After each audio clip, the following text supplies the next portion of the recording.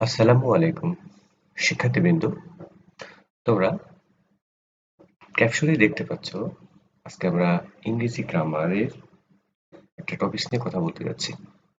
আমরা ইংরেজি গ্রামারের যে টপিকস নিয়ে কথা বলবো সেই টপিকসটির নাম হচ্ছে নাউন।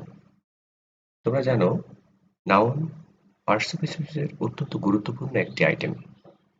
তোমরা যদি লক্ষ্য করে থাকো, সাধারণত বিশ্ববিদ্যালয়ের বা যে কোনো চাকরির পরীক্ষায় অ্যাডমিশনের জন্য বা চাকরির পরীক্ষার জন্য নাউন থেকে বেশ কিছু প্রশ্ন করা হয়ে থাকে এবং একটা সেন্টেন্সের গঠনের জন্য নাউন বেশ জরুরি।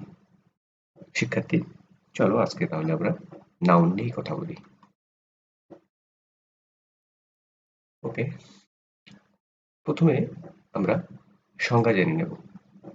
সংজ্ঞা দেখো, রেন এন্ড মার্টিন এটা ইংরেজি একটা পণ্ডিত, ইংরেজি ব্যাকরণবিদ, ইংলিশ গ্রামার যিনি লিখেছেন। রেন এন্ড মার্টিনের বইটি অত্যন্ত জনপ্রিয়। তো সেখানে নাউনের যে সংজ্ঞাটা এসছে সেটা হচ্ছে noun is a naming word, আর তার অর্থ দাঁড়াচ্ছে কোনো কিছুর নামকে নাউন বলে। তো আমরা কিন্তু কোনো কিছুর নামকে নাউন বলে এটার সঙ্গে বেশ পরিচিত। তো আজকে আমি যে নাউনটা যে তুলে ধরবো এটা বেশিরভাগই ফলো করা হবে রেন অ্যান্ড মার্টিনের বই থেকে। বাজারে যে সকল বই আছে সে বইয়ের সঙ্গে এই বইটার একটু ভিন্নতা আছে, বিভিন্নভাবে নাউনকে ভাগ করা হয়ে থাকে। তো এখানে একটু ভিন্নতা দেখা যাবে। শিক্ষার্থী, তাহলে আমরা সংজ্ঞাটা পেয়ে গেলাম। Noun is a naming word. Next, noun is a naming word. Okay, example. এখন নাউন প্রধানত দুই প্রকার। হ্যাঁ, একটি হচ্ছে নাউন প্রধানত দুই প্রকার, যার মধ্যে রয়েছে কংক্রিট এবং অ্যাবস্ট্রাক্ট।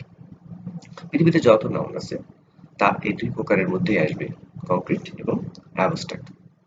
ওকে, আচ্ছা, নেক্সট। তো কংক্রিট অ্যান্ড অ্যাবস্ট্রাক্ট যে দুই প্রকার নাউন, আমরা এখন জানবো কংক্রিট নাউনটা কাকে বলে। আমি বোঝার সুবিধার্থে যে কোনো নাউনকে দুইটা স্ট্রাকচারের মধ্যে দিয়ে প্রকাশ করতে চেয়েছি। দেখো, প্রথমে আমরা ডেফিনিশন দেখবো আর এক্সাম্পলস দেখবো। তো এখানে ডেফিনিশনে দেখা যাচ্ছে যার বাহ্যিক অবস্থিতি আছে, দেখা যায়, স্পর্শ করা যায়, তাকে কংক্রিট নাউন বলে। যেমন ঢাকা, উড, রহিম ইত্যাদি বিভিন্ন দেওয়া যেতে পারে।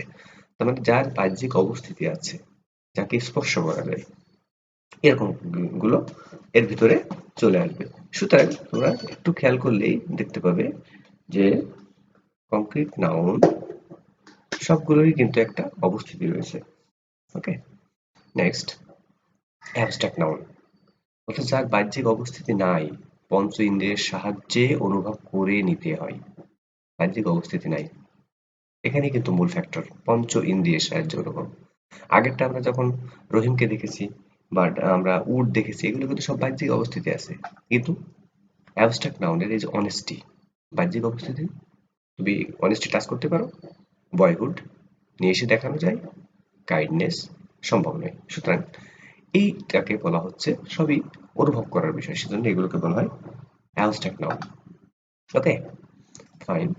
আমরা কংক্রিট নাউনকে যদি আমরা রেনার মার্টিনের বই অনুসারে ফলো করি, কংক্রিট নাউনকে চার প্রকার করা হয়েছে, চার প্রকারে ভাগ করা হয়েছে। একটা হচ্ছে প্রপার, কমন, কালেকটিভ এবং ম্যাটেরিয়াল। আমরা বাজারে প্রচলিত বই কিন্তু এরকম দেখি না, ভিন্নভাবে দেখি। আমি সেটা উপস্থাপন করতে চাচ্ছি না এবং আমি বলছি নাও এটাই পারফেক্ট, এর বাইরে কিছু নাই, আমি কিন্তু এটাও বলি না। ওকে, নেক্সট। তো প্রপার নাউন কাকে বলবো আমরা?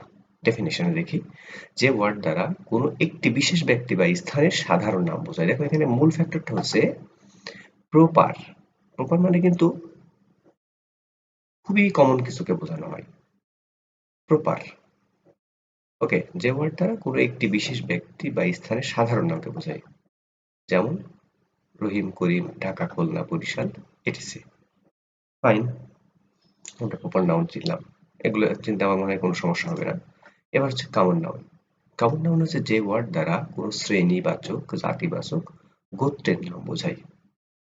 শ্রেণী এবং জাতি এখানে খুবই গুরুত্বপূর্ণ একটা বিষয় হচ্ছে শ্রেণী এবং জাতি। দেখো, ফ্লাওয়ার, ফ্লাওয়ার বললে কিন্তু সমস্ত ফুলকে বোঝানো যায়। এর মধ্যে তুমি যদি বলো রোজ, ওকে, তুমি বলো টিউব, ওকে, সবকিছু সম্ভব। সুতরাং ফ্লাওয়ারের মধ্যে কিন্তু সব ধরনের ফুল রয়েছে, এই জন্য এটাকে বলা হচ্ছে কমন নাউন। স্টুডেন্ট, তুমি স্টুডেন্ট, কতগুলো স্টুডেন্টের আলাদা আলাদা নাম রয়েছে, হ্যাঁ, সেগুলো প্রপার নাউন, সেগুলোকে তুমি একত্রে করলে তাকে কিন্তু স্টুডেন্ট বলতে পারছো। তো এটা হচ্ছে কমন নাউন। এরপরে গার্ল, মেল, ফিমেল এভাবে বোঝানো যায়। এখানে কালেকটিভ নাউনের পরে কালেকটিভ নাউন হচ্ছে যা দ্বারা কোনো কিছুর অবিভক্ত সমষ্টিকে বোঝায়। এখানে মূল ফ্যাক্টর হচ্ছে অবিভক্ত, ভক্ত, বিভক্ত এবং অবিভক্ত। তো যেমন আর্মি, নেভি, ক্লাব, পুলিশ, জুরি, কমিটি, এই শব্দগুলোকে কালেকটিভ নাউন বলে। এগুলো কিন্তু আর্মি একজনকে নিয়ে হয় না, একটা গ্রুপ হয়। নেভি একজনকে নিয়ে হয় না, একটা গ্রুপ হয়। ক্লাব, এটা সংখ্যার ধারণা। সুতরাং এগুলোকে বলা হয় কালেকটিভ নাউন। কালেকটিভ নাউনের জন্য ইংরেজি গ্রামারে একটা রুলস রয়েছে, সেটা হচ্ছে কালেকটিভ নাউনের পরে অলওয়েজ ভার্ব সিঙ্গুলার হয়। যেমন আমরা বলি police is a friend of people, মানুষের বন্ধু পুলিশ, এখানে ইজ ব্যবহার করা হয়। কিন্তু কালেকটিভ নাউনের মধ্যে আরেকটি ভাগ রয়েছে যেটাকে বলা হয় নাউন অফ মাল্টিটিউড, যেটা যা দ্বারা কোনো কিছুর অবিভক্ত সমষ্টির প্রত্যেককে আলাদা করে বোঝায়। যখন যখন অবিভক্ত তখন মাল্টিটিউড, নো, যখন অবিভক্ত তখন কালেকটিভ। কিন্তু অবিভক্তর মধ্যে যখন আলাদা আলাদা করে বোঝায় তখন সেটাকে বলা হয় নাউন অফ মাল্টিটিউড। এর একটা বাক্য দেখি, দ্য জুরি ওয়ার, দেখছো এখানে কিন্তু ওয়ার হয়ে গেল, দ্য জুরি ইজ হয়নি। যদি ইজ হতো তাহলে কিন্তু এটা কালেকটিভ নাউন হতো। যেহেতু জুরি ওয়ার, প্রত্যেকটা বিচারকের আলাদা করে মত নেওয়া হয়েছে, হ্যাঁ, এটাই খেয়াল রাখতে হবে। এটাতে কিন্তু তোমার পরীক্ষাতে অনেক প্রশ্ন পড়ে এই নাউন অফ মাল্টিটিউড থেকে। সুতরাং দ্য জুরি ওয়ার, এটাকে আমরা বলবো নাউন অফ মাল্টিটিউড। যখন গ্রুপের প্রত্যেকে আলাদা করে বোঝানো হয় তখন সেখানে ফ্লুরাল ভার্ব আসে। Is singular, were plural. আমি কি বোঝাতে পারলাম? তোমরা আবারও এটা রিভিউ করে নিও। নেক্সট আসছে, আমরা শিখবো ম্যাটেরিয়াল নাউন।